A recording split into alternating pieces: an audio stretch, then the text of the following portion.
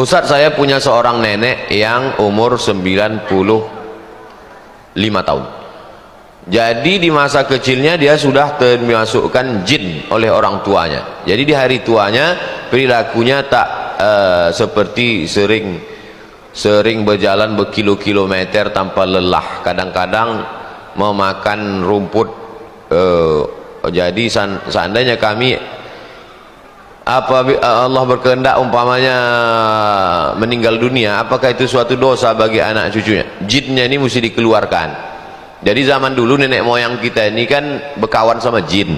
Ada itu dalam surat Al-Jin juz 29. Fariqum minal insi ya'udzuuna birijalib minal jinni. Sekelompok manusia ini ada yang berkawan sama jin. Ada dalam juz 29 surat Al-Jin. Fazaduhum rahaqa. Jadi nenek moyang kita dulu sebelum Islam datang berkawan sama jin. Waktu ayahnya mati, jin itu hidup karena umur jin ini panjang. Jin itu umurnya panjang, dia bukan kena diabetes, tak ada, jantung koroner tak ada, covid pun tak mempan. Jadi jin umur panjang.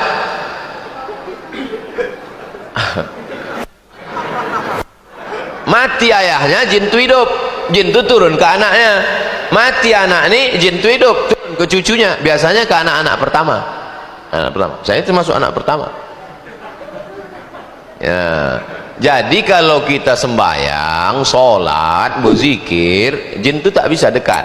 Jin itu mau dia dekat dengan kita kalau kita kasih, kita potongkan ayam, kita kasih dia darah. Makanan jin itu, jangan kamu beristinja dengan tulang.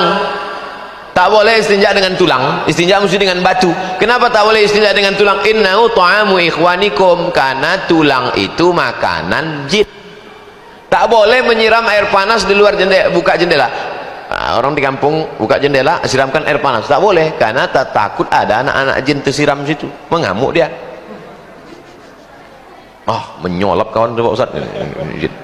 Kesambet kata orang Jawa, kalau orang Melayu tersapo, kata orang Sunda bebegik atuh. Nah, jadi hubungan manusia dengan jin ini, itu makanya tak boleh kencing di lubang tanah. La yabulanna ahadukum fil juhri. Jangan kalian kencing di lubang tanah. Dalam kitab Hasyiah As-Sindi syarah Sunan Nasai dikatakan, kenapa tak boleh kencing di lubang tanah? Masakinul jin, karena lubang tanah itu tempat jin. Makanya ada orang kencing di lubang tanah, habis itu membesar kawan tuh. Sapo jin tuh kan.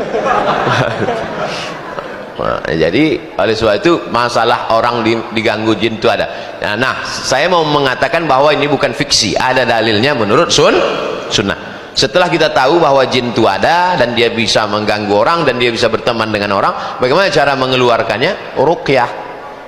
Jadi atuk nih yang 95 tahun nih diruqyah. Ruqyah di Masjid Al-Falah masih ada lagi? Ada. Bawa Pak Masjid Al-Falah biar dikuliah sama Ustadz Zafrullah. Dulu dua tuh, Ustadz Saifullah siang, Ustadz Zafrullah malam.